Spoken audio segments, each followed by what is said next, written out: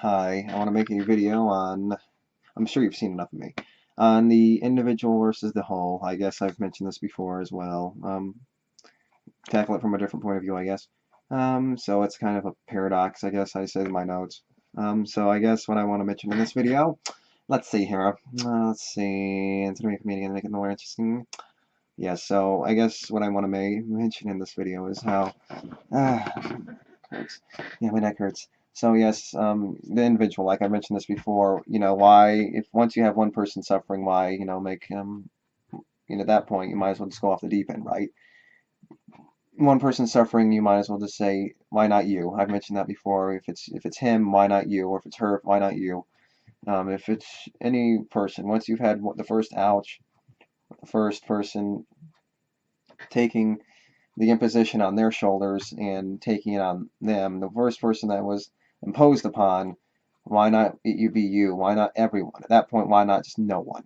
Why not just eliminate the problem as a whole? If once it's happened to someone, why not you or everyone else? It could just as easily be you. Once it happens to someone, why not happen to you or someone else? Obviously, it's about making sure it happens to as few people as possible, but it's about solving the issue at its core. And the issue at its core is to eliminate all pain and suffering.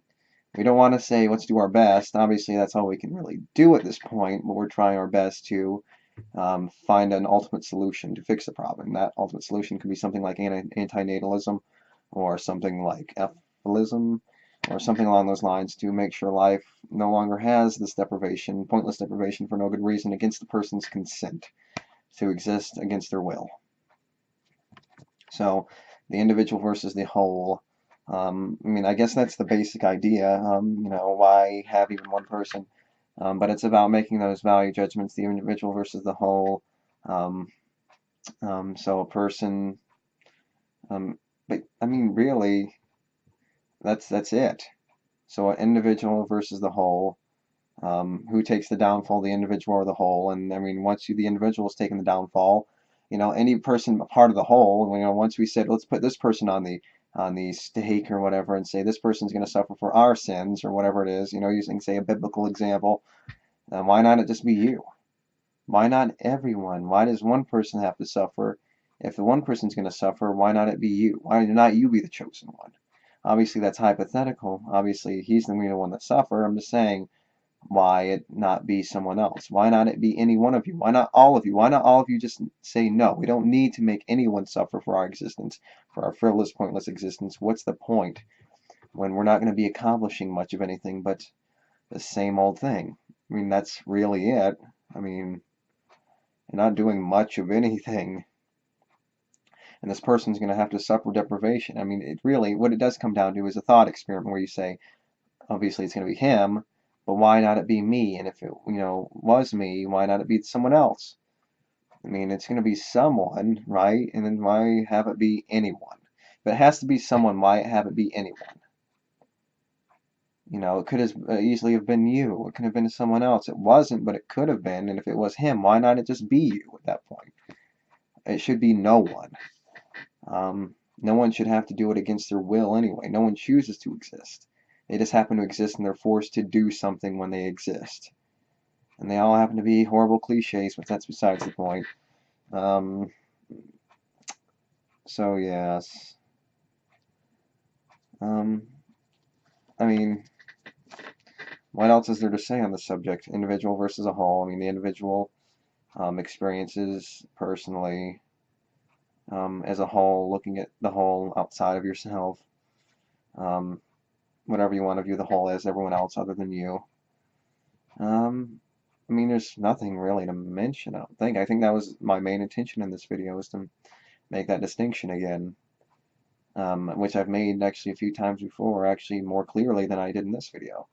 But I still want to make this video. I want to make its own video, kind of, because they were kind of it was mentioned in other videos as a secondary go-to subject, I guess. So I guess, what else do I have to say on the subject? The paradox, I mean, yeah, I mean, that's it, right? I mean, this could be actually a short video. This can actually be the first short video. Yeah, but it feels kind of vacant, full of crap. Anyway, Yeah, I mean, I guess I can just mention in another video if I really forgot something I really originally intended in this video, but it's about the whole versus the individual, and I guess I mentioned it was a paradox. I actually really, I mean, I have to write these notes down at different times. I can't just write it down right beforehand.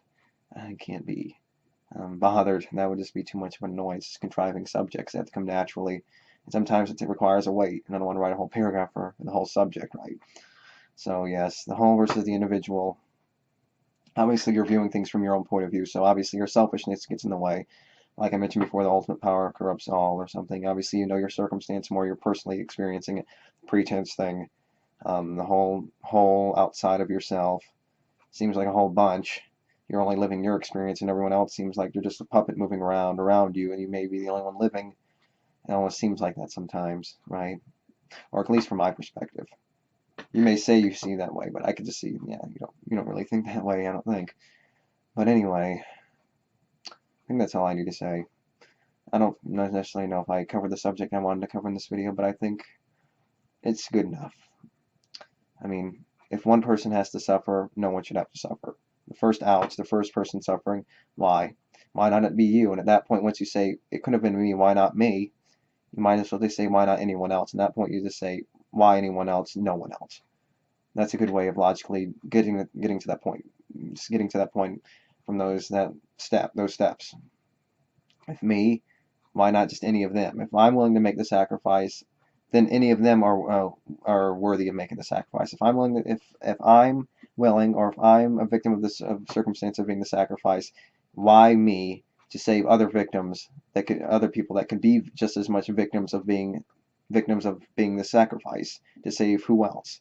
More victims of the sacrifice. That's the main point I guess I wanted to make. Save more people to be more sacrifices. Make them live long enough to have to make more sacrifices, or make the same sacrifice. Let's have one person save 100 so we can have all these 100 be later sacrifices to make more sacrifices for the sacrifices we need to make for more sacrifices. I mean, it just doesn't make any sense. It's pointless. It's a dead end. Leave it alone. So I think that's all I want to say. If I have anything else to say on the subject, I'll mention it next time. So thank you. Until next time. Bye.